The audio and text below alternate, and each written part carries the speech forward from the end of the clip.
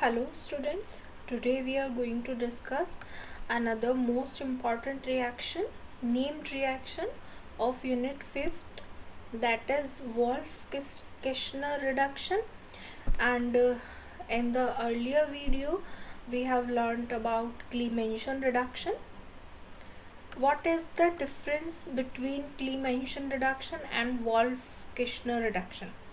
Actual में दोनों ही reaction बिल्कुल सिमिलर है, दोनों का स्टार्टिंग मटेरियल भी सिमिलर है, दोनों का जो रिजल्ट मिलता है, जो प्रोडक्ट मिलता है वो भी सिमिलर है, लेकिन डिफरेंस जो है वो सिर्फ रिएजेंट में है जिसकी प्रेजेंस में हम दोनों रिएक्शंस को करा रहे हैं, और दोनों की मैकेनिज्म भी डिफरेंट है. This reaction is an organic reaction where carbonyl compounds are reduced to alkenes. Clemmensen reduction में भी हमने क्या पढ़ा था कि जो कार्बोनिल कंपाउंड्स होते हैं उनका रिडक्शन होता है और हमें रिजल्ट में एल्केन्स मिलते हैं. Some carbonyl compounds are stable in strongly basic conditions, hence they can be easily reduced to alkenes. The carbon oxygen double bond become 2 carbon hydrogen single bond. तो सेम वही reaction है, लेकिन फ़र्क किस चीज़ में है कि क्लीमेंसन रिडक्शन को हम एसिड के प्रेजेंस में करा रहे थे और यहाँ पर वॉल्फ-किश्नर रिडक्शन को हम बेसिक मीडियम में कराएंगे.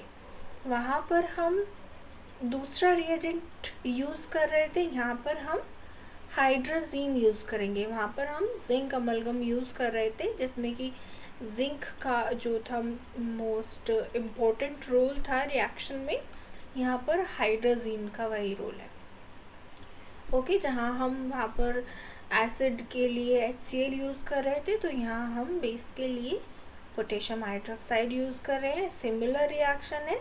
इसमें क्या होगा, जो ये C double bond O group है ये रिड्यूस हो जाएगा और इसके प्लेस पर CH2 आ जाएगा. मीन्स जो रिडक्शन है वो सिर्फ डबल बॉन्ड O का है और उसकी जगह पर हमें 2 नए हाइड्रोजन एटम अटैच्ड मिलेंगे. और प्लस इसमें क्या होता है, नाइट्रोजन गैस निकलती है इस रिएक्शन के बाद में. Mechanism. Wolff-Kishner reduction mechanism begins with the formation of hydrogen anion which then releases nitrogen atom and to form carbon ion. Wolff-Kishner reduction के मैकेनिज्म में क्या होता है कि जब कार्बोनिल कंपाउंड के साथ हाइड्रोजीन रिएक्ट करता है तो जो वो नेक्स्ट वाला कंपाउंड बनाता है वो हाइड्रोजोन नाम होता है उसका. ओके, हाइड्रोजोन जो है एक एनायन है जो बाद में नाइट्रोजन एटम रिलीज करता है और हमें कार्बन आयन देता है. This carbon ion then react with water in the system to give hydrocarbon. और वो जो कार्बन आयन बनता है वो उसके बाद वाटर के साथ रिएक्ट करता है. इस रिएक्शन में हमें वाटर की भी ज़रूरत होती है. वाटर के साथ रिएक्ट करता है और फाइनली हाइड्रोकार्बन देता है जो हमें चाहिए. Typically diethylene glycol is use a solvent for this method. यहाँ पर हमें सॉल्वेंट में डाइथाइलिन ग्लाइकोल चाहिए होता है, उसको हम यूज़ करते हैं. Next is mechanism. This is the keto compound. Right. Okay. This is the carbonyl group. हमें क्या करना है, इसमें C डबल बॉन्ड O को रिड्यूस करके उसके प्लेस पर 2 हाइड्रोजन एटम अटैच करने हैं. तो इसके लिए हमें क्या करना होगा, सबसे पहले हाइड्रोजीन के साथ उसकी रिएक्शन करानी है. हाइड्रोजीन का फॉर्मूला होता है NH2NH2. हाइड्रोजीन के साथ रिएक्शन जब हम कराएंगे तो क्या होगा, ये एक ऑक्सीजन और हाइड्रोजीन के 2 हाइड्रोजन मिलकर वाटर फॉर्म करेंगे और रिएक्शन से निकल जाएंगे. ओके, अब जो हमें रिएक्शन में कंपाउंड मिलेगा वो कुछ इस तरीके का मिलेगा. ओके, जो ये नाइट्रोजन है और ये NH2 है, दोनों as it is double bond के साथ जुड़ जाएंगे. अब इसके बाद काम स्टार्ट होता है हमारे बेस का, KOH का. K और OH अलग अलग डिवाइड होंगे K प्लस OH माइनस में।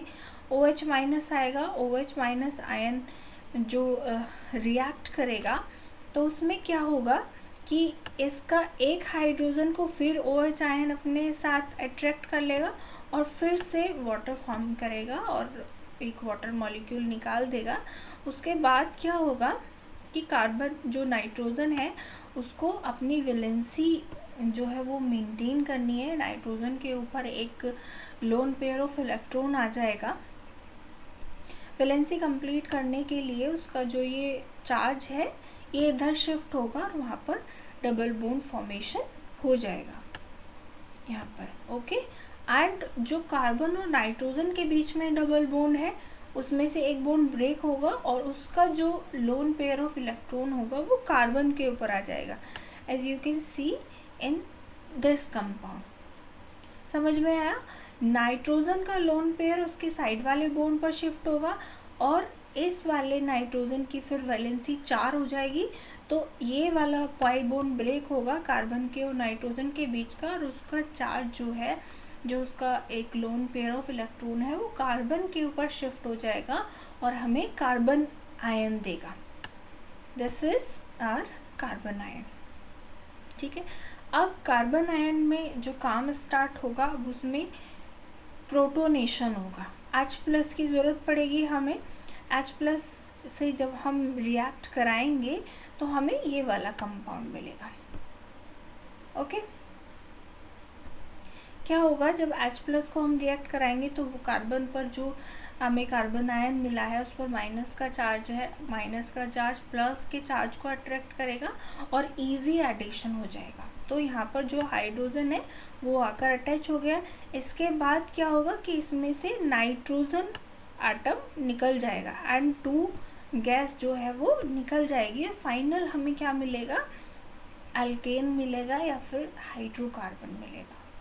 ओके, लास्ट वाला स्टेप समझ में आया? इसमें क्या होगा कि ये N2 रिएक्शन से निकल जाएगा, कंपाउंड से निकल जाएगा और सिंपली कंपाउंड के पास एक हाइड्रोजन तो पहले ही अटैच हो गया, एक हाइड्रोजन नाइट्रोजन के साथ अटैच था, वो मिल जाएगा और हमें जो हमें डिज़ायर्ड कंपाउंड है हमारा हमें चाहिए वो कंपाउंड हमें मिल जाएगा। एक बार दोबारा से रिएक्शन को देख लेते हैं। रिएक्शन में क्या होगा कि जब हमारा कीटोन या फिर कोई भी कार्बोनिल ग्रुप हाइड्रोजन के साथ रिएक्ट करेगा तो उसमें से एक वाटर मॉलिक्यूल निकलेगा। ओके, वाटर मॉलिक्यूल निकलेगा और हमें जो कंपाउंड मिलेगा हाइड्रोजोन मिलेगा। ओके, इसमें हम KOH की प्रेजेंस में करा रहे हैं तो अब हमारा बेस पिक्चर में आता है। बेस के साथ रिएक्शन कराएंगे, अगेन एक वाटर मॉलिक्यूल निकलेगा और हमें कार्बन आयन मिलेगा। ठीक है, ये दोनों स्ट्रक्चर्स जो हैं वो इंटरकन्वर्टेबल है और दोनों ही कार्बन आयन की फॉर्म है। इसमें रीअरेंजमेंट हो रहा है। ओके, शिफ्टिंग हो रही है, एक्चुअली नॉट रीअरेंजमेंट, शिफ्टिंग हो रही है चार्जेस की। ठीक है, तो जब कार्बन आयन हमें मिल जाएगा, कार्बन आयन हमारे पास है, अब हमें सिंपली हाइड्रोजन को अटैच कराना है। हम प्रोटोन जो है प्रोटोन अटैच करवाएंगे, प्रोटोन उसको प्रोवाइड कराएंगे तो ईजिली H+ कार्बन आयन पे जो माइनस का चार्ज है उसके साथ जाकर अटैच हो जाएगा और फाइनल स्टेप में क्या होगा कि नाइट्रोजन N2 जो है नाइट्रोजन गैस निकल जाएगी और हमें फाइनल हमारा जो कंपाउंड चाहिए वो मिल जाएगा। Last is synthetic application. This is used in the reduction of camphor to camphene. Camphor को कैम्फीन में रिडक्ट कर देता है, पायरोल के सिंथेसिस में काम में आता है और एस्ट्रोन के स्ट्रक्चर एलुसिडेशन में हेल्प करता है वॉल्फ-किर्चनर रिएक्शन।